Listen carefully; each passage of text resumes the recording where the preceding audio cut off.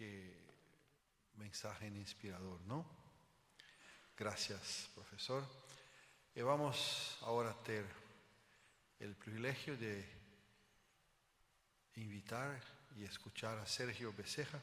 Sergio, por favor, pase. Sergio está cumpliendo ahora 27 años de su ministerio y es el director del Centro de Investigación White acá de la UAP. No sé si los hermanos tienen conocimiento, más cada división, que son 13 alrededor del mundo, tiene un centro de investigación White oficial, registrado en White State. Y el centro de investigación White oficial de la división sudamericana, registrado en White State, es el centro de investigación acá de la UAP. La diferencia es que cuando una división tiene más que un centro de investigación, solo el oficial recibe subsidios para su manutención. Los demás también son centros de investigación, todavía no reciben subsidios del White State. En la división sudamericana tenemos 4 centros de investigación. AUAP, que es el oficial, también en lado hispano tenemos en la UPU, que es nuestra universidad en Perú, y en área brasileña tenemos 2 centros. Un que se queda en UNASP, que es nuestra universidad en São Paulo, en campus Engenheiro Coelho, y también en Bahía, en Facultad Adventista de la Bahía. Así que tenemos 4 centros de investigación White, y después hay otros que son centros de estudios. Es un otro nivel, más investigación son 4. Sergio, que Dios te bendiga, te use en su presentación. Gracias, muchas gracias, pastor. Quizás voy a tomar uno de los micrófonos inalámbricos. Muy buenos días, hermanos. La verdad que es un privilegio poder estar juntos en esta mañana para poder hablar de estos temas tan hermosos. El saber que el Señor se ha manifestado al ser humano, le ha hablado a través de su palabra, y como pueblo remanente, saber de que el Señor también ha dado el privilegio de que tengamos el don profético manifestado en nuestro medio. Yo creo que es un gran privilegio para nosotros también. Cuentan una historia que les cuento a mis alumnos de historia de la iglesia adventista. Resulta que había un pastor adventista del séptimo día de nuestra iglesia, un historiador, que fue a visitar a una universidad de otro grupo adventista que también fue del movimiento de Miller, pero luego que se disolvió y organizaron otra iglesia, se llama los Adventistas Cristianos. Estos hermanos adventistas, ellos guardan el domingo y ellos también creen como nosotros en el sueño de la muerte y otras pequeñas diferencias que tenemos con ellos, solo que esa iglesia no ha crecido mucho, se ha mantenido pequeña y es poco conocida fuera de los Estados Unidos. Ahora, ¿por qué los estaba visitando este pastor adventista? Porque ellos tienen los archivos, los documentos que pertenecieron a Guillermo Miller, el gran líder del movimiento adventista norteamericano. Y entonces él estaba allí para poder estudiar y poder también sacar beneficios de estudiar esos materiales. Y luego de estar allí algunos días, tuvo una conversación con el encargado, el pastor que estaba a cargo de esos archivos. Y entonces ellos comenzaron a hablar un poquitito sobre las raíces comunes y en cierto momento el director ahí del centro de la Universidad de Aurora le dice al historiador adventista, le dice, ¿qué diferencia los líderes que tuvo su iglesia y de los nuestros? Dice, ustedes tuvieron líderes que supieron cuándo había que organizarse como iglesia. Tuvieron líderes con visión que se dieron cuenta cuándo había que mandar misioneros al extranjero. Tuvieron líderes que supieron cuándo comenzar la obra educativa, tuvieron líderes que supieron cuándo comenzar los ministerios como la salud. Y entonces el pastor adventista le dice a su colega, dice, ¿sabe qué? Nosotros no es que hayamos tenido mejores líderes que los suyos. Lo que sucede es que nosotros tuvimos en nuestro medio la manifestación del don profético y nuestros líderes, aunque eran seres humanos comunes y corrientes, ellos tuvieron la humildad de escuchar esa orientación que Dios dio y es por eso que la iglesia adventista ha crecido. Bueno, el otro pastor ya no dijo nada porque ellos por supuesto no creen en el ministerio profético de Elena de White. Pero en esta mañana vamos a estar hablando sobre el don de profecía de las Escrituras, porque lo que nosotros hablamos no es que nosotros tenemos una líder de una secta, de un grupo marginal, sino que creemos que el don de profecía es la manifestación del Espíritu Santo. Y por esto nosotros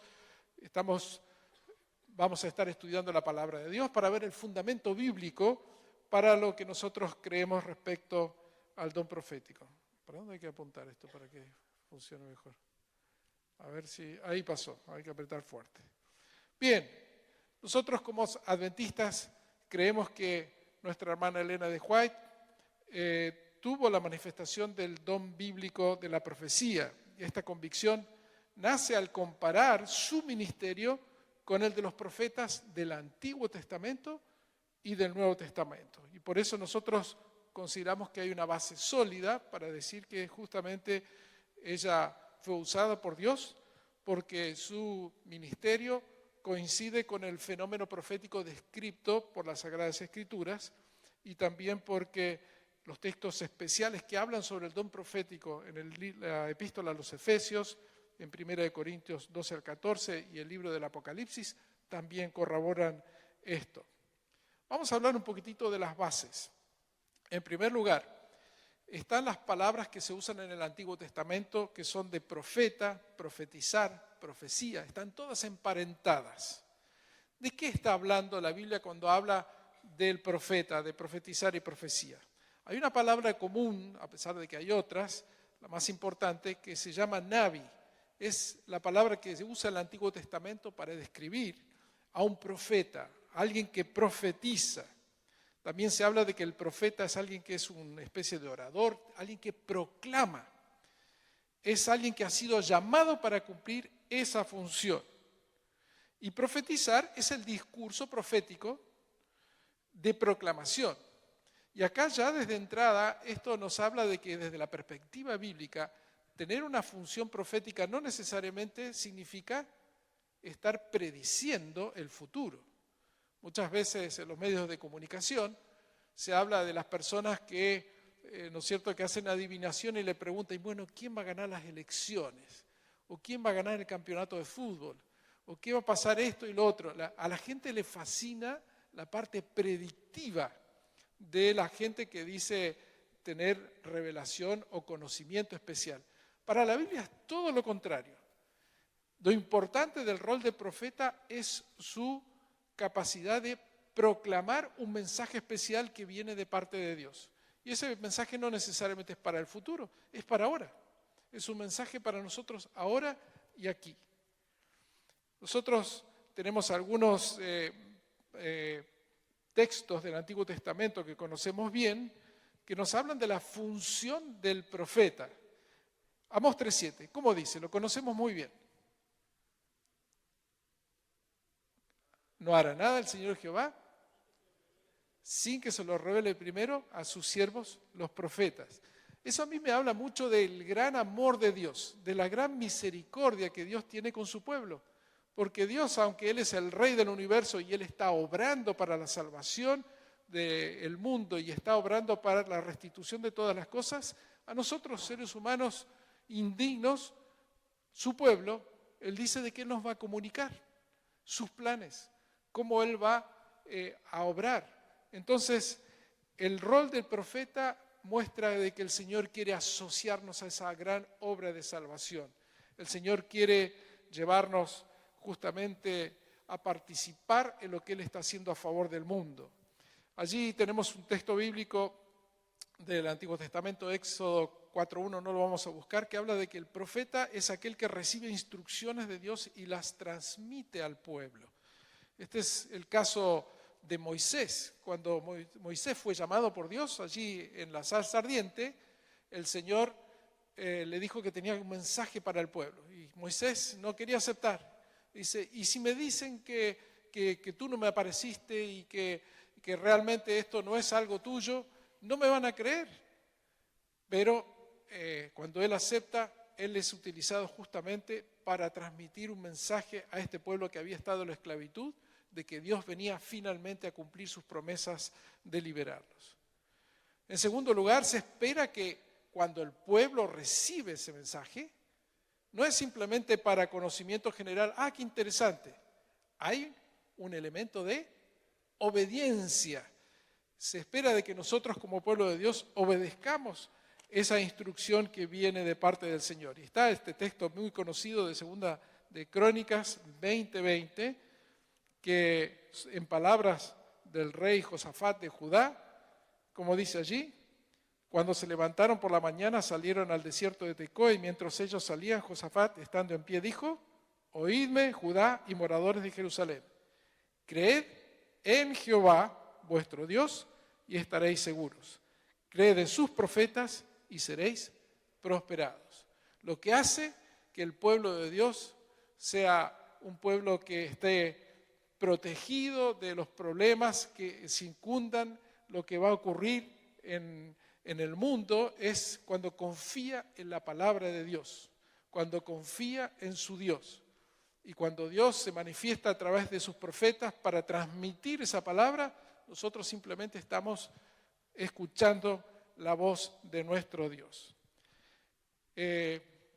Vamos a ir un poquito rápido porque no tenemos mucho tiempo, pero sabemos que en el Antiguo Testamento los profetas recibían de dos maneras principalmente los mensajes. Una podía ser de manera audible, ellos no veían nada, pero una voz les hablaba. Y entonces cuando ellos transmitían el mensaje decían, así dice el Señor. Así dice el Señor. Él me habló y me dijo, ¿no? ¿Cómo sabía el profeta de que esta era una voz que provenía de Dios?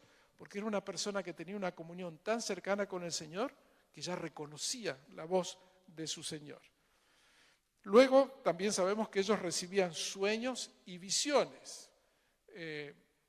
Los sueños son sueños durante la noche y las visiones podían ser en el día.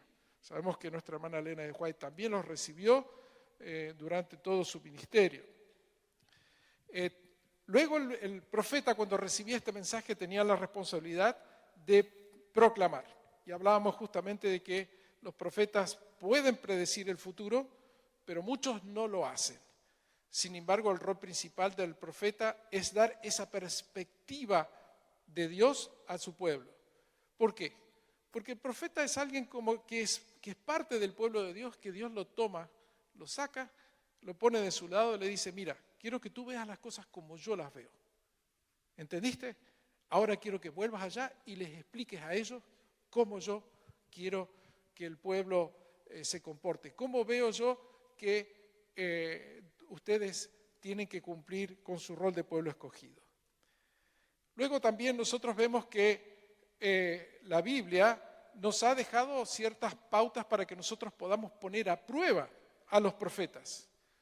Porque cuando hay un verdadero profeta, eso también es señal de que pueden haber falsos. Y la Biblia nos ha dejado algunas pautas para que nosotros nos pongamos a prueba y sepamos. Vamos a tener una presentación en la cual se nos va a hablar de algunas personas dentro de nuestra iglesia que se han pretendido profetas, pero que la iglesia ha llegado a la conclusión que no lo son. Bueno, ¿cuáles son algunos de estos filtros que tenemos de la parte de la Biblia? En primer lugar, habla sobre calidad y sobre la utilidad de lo que dice el profeta. Yo recuerdo que cuando estaba estudiando en otro país, había una hermana que comenzó a contar de que ella tenía sueños. Y entonces le preguntaron, bueno, ¿y cuáles son los mensajes de Dios que el Señor les ha dado? Bueno, yo supe de que el hermano tal se iba a morir y que yo me iba a casar, la hermana iba a morir y yo me iba a casar con el esposo. Y esta otra persona, esto era todo chismografía. Y entonces nos quedamos mirando, dijimos, ¿podrá ser que el Señor se preocupe por ese tipo de cosas? no coincide, ¿no es cierto?, con el ministerio de los profetas de las Sagradas Escrituras. Otro aspecto, las predicciones tienen que cumplirse. Y en tercer lugar, por la armonía en las enseñanzas de este profeta con los profetas anteriores.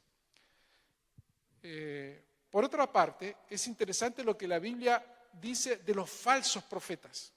Eso también nos sirve a nosotros como iglesia. Se dice que muchos de los falsos profetas son personas en la antigüedad que eran personas que querían sacar un provecho, sacar algún beneficio personal, tenían un deseo de dinero. También los falsos profetas se caracterizan por ser por personas que le dicen a la gente lo que ellos quieren escuchar y no necesariamente lo que ellos necesitan que se les diga. Muchas de sus predicciones no se cumplen y hay inconsistencia entre sus enseñanzas y en el testimonio de la revelación anterior. También tenemos nosotros, aquí podemos hacer un pequeño balance del Antiguo Testamento comparando con el ministerio profético de Elena de White y podemos decir que justamente Dios, al comunicar mensajes a nuestra hermana Elena de White por medio de visiones y sueños y también a veces a través de palabras directas, utiliza la misma metodología que usó con los profetas bíblicos. También nosotros vemos que el ministerio profético de Elena de White no es un ministerio de predicciones, es un ministerio de proclamación de verdades que son las mismas verdades que se encuentran en la palabra de Dios, de verdades que la iglesia tiene que comprender mejor, dando énfasis primordiales a la perspectiva divina para que ellos puedan comprender la voluntad de Dios para el pueblo de Dios del tiempo del fin. Muchas veces a ella le tocaba decir ciertas cosas que no eran del gusto de las personas. En una ocasión, un mensaje que Elena de White recibió era un mensaje duro y ella trató de suavizarlo y decirlo más amablemente a la persona. Y el Señor le tiró las orejas y le dijo, no, cuando yo te digo algo, tú lo transmites como yo te lo dije. Aunque eso pueda dolerle a la persona y sea difícil para ti. No es algo muy agradable tener que tener la función de un profeta porque muchas veces la gente no va a estar contenta con el mensaje que tiene que transmitir. Hay armonía entre sus escritos y la revelación previa. Si hay algo que a mí me fascina de los escritos de Elena de White es cómo ella está impregnada de la palabra de Dios. Hay porciones enteras de capítulos donde ella cita las escrituras y tiene un dominio de la palabra de Dios, se nota que es parte de ella. Y por eso ella dice que sus mensajes son la luz menor que deben llevar a la luz mayor. Y en ocasiones, la hermana de White cuando recibía un mensaje, ella lo que hacía es que no venía y decía, el Señor me mostró esto, sino que ella venía con la Biblia y le decía, hermano, mire lo que dice la palabra de Dios, dice esto y lo otro. El Señor quiere que usted sepa de que usted tiene que poner su vida en armonía con lo que Él ha enseñado. Si esa persona no aceptaba, entonces ella le decía directamente, mire, el Señor me dijo esto específicamente que usted tiene que cambiar. Pero ella usaba siempre la Biblia para dar sus advertencias, para que las personas supieran la voluntad del Señor. También sabemos que como los profetas de la antigüedad, su vida y ministerio han sido una inspiración para muchas personas. Vamos a ver un poquitito lo que dice el Nuevo Testamento. El Señor Jesús, aquí en el libro de Lucas y también Efesios, nos dicen que las personas que van a reemplazar la función del profeta del Antiguo Testamento, en el Nuevo Testamento van a ser tanto los profetas como los apóstoles. Es muy interesante esto, que esta función es cumplida por dos ministerios diferentes. Juntos son agentes de Dios para la revelación de su verdad para la iglesia naciente. Vamos a hablar rápidamente del apóstol. ¿Quién es el apóstol? El apóstol es un enviado con un propósito específico, un mensajero o un embajador. El estatus de esta persona depende de quién lo está mandando. Si, por ejemplo, ese apóstol o ese enviado es una persona común, bueno, su autoridad no es muy grande. pero si es un rey que me está enviando a mí, yo me transformo en un embajador y un apóstol de mucha importancia, porque hablo de la parte de esa autoridad. El apóstol, cuando habla de parte de Dios, viene con mucha autoridad justamente porque viene acompañado con la autoridad divina. Es un enviado especial de Dios. Aquí el Nuevo Testamento nos habla de que Jesús es el mayor de todos los apóstoles porque Él fue enviado por el Padre para revelar plenamente a Dios aquí al mundo, porque la revelación del Antiguo Testamento no había sido suficientemente clara para que el pueblo de Dios y el mundo comprendiese quién es Dios. También Pablo habla proféticamente a las iglesias y él dice que él tuvo visiones, pero él decía que él era un apóstol de Jesucristo y nunca se hace llamar a sí mismo un profeta. Él tiene dones y actividades de un profeta y aún más porque es un líder de la iglesia. Entonces su autoridad se debe a su rol especial de líder y su función fundadora de la iglesia. No tenemos apóstoles hoy como lo tuvo la iglesia primitiva en ese periodo fundador. Luego, en el Nuevo Testamento se distingue, ¿no es cierto?, apóstoles de profetas, y también se habla de profetas, de profecías y de profetizar, igual que en el Antiguo Testamento. No toda profecía proviene de un profeta y no todo el que profetiza es un profeta. ¿Qué quiere decir esto? Por allí hay algunos que dicen, bueno, yo tuve un sueño, el Señor me reveló tal o cual cosa, quizás yo voy a ser un profeta. No, nosotros vemos por la palabra de Dios en el libro de Hechos, citando al libro de Joel, que muchas veces el Señor puede manifestarse en nuestra vida personal, a título individual. Y esta es una manifestación, pero no significa de que nosotros vamos a tener un ministerio de profeta. Porque la Biblia nos muestra de que el Señor es libre de pasar un mensaje a través de cualquier medio que Él escoja, incluso de los enemigos de Dios. Por ejemplo, hizo hablar al asno de Balaam. En un cierto momento Él hace hablar a Caifás, el enemigo de Jesús. Pero nos dice 1 de Tesalonicenses, capítulo 5, 19, 22, estas palabras que conocemos bien: no apaguéis al espíritu, no despreciéis las profecías, examinadlo todo, retened lo bueno, absteneos de toda forma de mal. Ahora, por allí hay algunas personas que vienen diciendo de que ellos tienen un mensaje de parte de Dios. Nosotros tenemos que tener cuidado, por un lado, según lo que nos dice aquí la palabra de Dios, en no decir, no, el Señor habló solamente a través de los profetas de la Biblia, de la hermana de White, y no hay nadie más que va a poder tener una revelación. No, acá la Biblia nos dice que nosotros no tenemos que apagar al espíritu. Pero ¿qué es lo que tenemos que hacer? Tenemos que ponerlo a prueba. Todos estos filtros que el Señor nos ha dejado, usarlos para poner a prueba ese mensaje y ver si proviene realmente de Dios. Y de esta manera no permitir que alguna oportunidad, algún mensaje que el Señor tenga para la iglesia, nosotros lo estemos despreciando.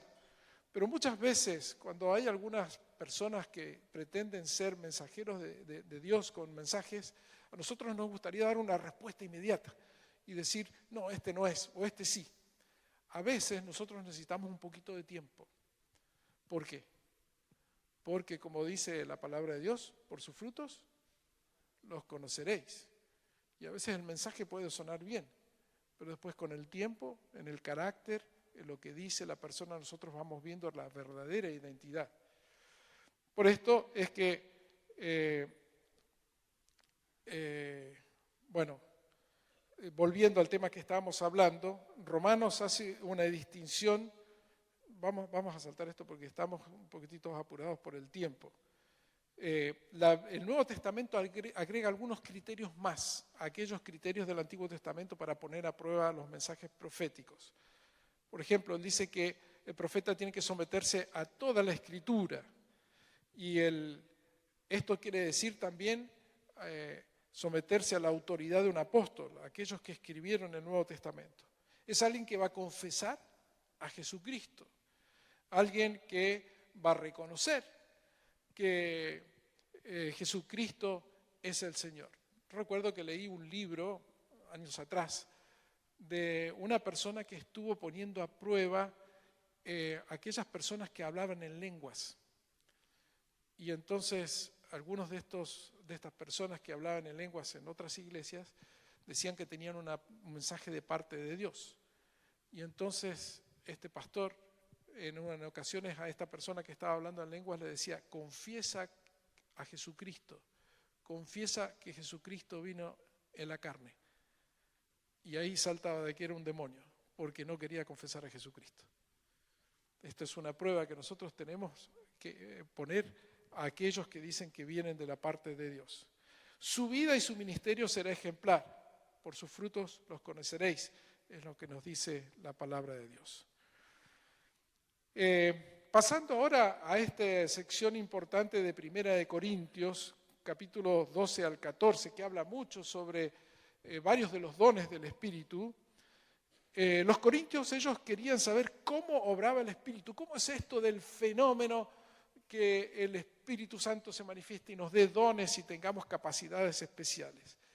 Y Pablo les dice: mire, ese tema es importante, pero no tan importante como el tema de la unidad en la iglesia. Cuando nosotros decimos que tenemos dones, pero hay peleas, hay división, hay conflicto en la iglesia, ese no es el Espíritu de Dios que está obrando. Nosotros tenemos que recordar que el Señor trabaja a través del orden, trabaja a través de los frutos o el fruto del Espíritu. Y aquí hay una diferenciación que yo creo que es importante recalcar. El apóstol Pablo, él habla de manifestaciones del Espíritu y habla también de funciones o de un ministerio. En la primera parte de la lista que nos da sobre los dones del Espíritu el apóstol Pablo en 1 Corintios 12, él habla de las manifestaciones, que son expresiones específicas de la obra del Espíritu, tales como sabiduría, conocimiento, que no son funciones como un cargo que el Señor le da a ciertas personas para poder cumplir en la iglesia del Señor. La segunda parte del capítulo nos habla sobre las funciones, que son dones que capacitan a las personas para poder liderar a la iglesia y que pueden ser ambicionadas. También hay un orden jerárquico para ellas, ¿no es cierto? Entonces, este pasaje nos distingue entre el oficio del profeta, cuando habla por una parte del profeta como una función, y las manifestaciones proféticas entre los creyentes que pueden darse esporádicamente, que no necesariamente eso dice de que él va a ser un profeta que va a tener esa función para toda la vida. Y nosotros podemos ver eso en la historia de la iglesia adventista. En la iglesia, en nuestros inicios, hay varios de nuestros pastores que ellos tuvieron sueños, tuvieron una revelación de Dios para un momento puntual, para una situación dada que permitió que ellos pudiesen tomar una mejor decisión o supieran en qué dirección el Señor quería que ellos dirigieran su ministerio. Me gusta mucho un relato que cuenta el pastor Andrews, uno de nuestros líderes, el primer misionero que fue fuera de los Estados Unidos. Él era un pastor de los adventistas, pero no de los adventistas observadores del sábado. Y él cuenta que pasó varias veces enfrente de la capilla donde se reunían los observadores del sábado y él decía: no, esta gente acá no le gustaba, no les tenía confianza. Pero una noche él vio que en un sueño que pasaba enfrente de esa iglesia y que se detuvo y entró. Y al entrar allí, él escuchó a los hermanos cantando un himno y luego escucha a un predicador que se levanta a predicar un sermón en específico y les retuvo las palabras. Al día siguiente, él salió para hacer sus actividades y cuando pasa allí enfrente de la iglesita, reconoce y dice: esa es la iglesita de mi sueño, voy a entrar. Y cuando entra, escucha a los hermanos cantando el mismo himno que él tuvo en su sueño. Y luego se levanta un hermano y comienza a predicar las mismas palabras que él tuvo en el sueño. Y él dijo: no, este es el Señor que me está mostrando de que este grupo de personas tiene algo que yo tengo que escuchar. Y efectivamente, cuando él escuchó el mensaje, comprendió las doctrinas, él se hizo adventista del séptimo día y uno de los grandes líderes. ¿Significa eso que el pastor Andrews llegó a ser un profeta? No. Él simplemente tuvo una manifestación del don de la profecía a través de un sueño para ese momento, para esa decisión específica. Y entonces eso fue de gran beneficio para su ministerio. Luego, vamos a saltar esto de la parte de 1 Corintios 14 porque habla más que nada de la parte negativa y vamos a ir acercándonos ya a la parte del profetismo en el Apocalipsis. Ahora es muy interesante porque el autor del Apocalipsis, ¿quién es? El apóstol Juan. Pero Juan no se presenta a nosotros como un apóstol. Él dice que él es un profeta y él habla las palabras de esta profecía. Y entonces dice, su autoridad es tan incuestionable que ninguna palabra de lo que está en esta profecía, este libro, debe quitarse o agregarse. En otras palabras, es interesante de que aquí Juan está destacando su función como profeta del Señor. ¿Qué más vemos en este libro? Juan habla en particular, allí en el capítulo 19:10 del don profético, de este texto que nosotros conocemos también, que habla sobre los profetas que son los que internamente poseen el testimonio de Jesús, el cual es el espíritu detrás de toda profecía. El ser un testimonio de Jesús significa de que es el Señor Jesús que nos ha entregado un mensaje a nuestra iglesia como iglesia adventista y a los profetas en particular. Es un mensaje de Jesús que está destinado para su iglesia. Esto concuerda con lo que dice la epístola a los Efesios, que habla que la sustancia de la revelación recibida por los apóstoles y los profetas es la proclamación de paz de Cristo, es el misterio de Cristo. Por eso el testimonio de un profeta tiene que ser un testimonio sobre Cristo y sobre lo que Cristo tiene para decir para su iglesia. Ahora, los apóstoles del Nuevo Testamento en los evangelios y también en las epístolas dan testimonio del Cristo que vivió acá en la tierra, el Cristo encarnado.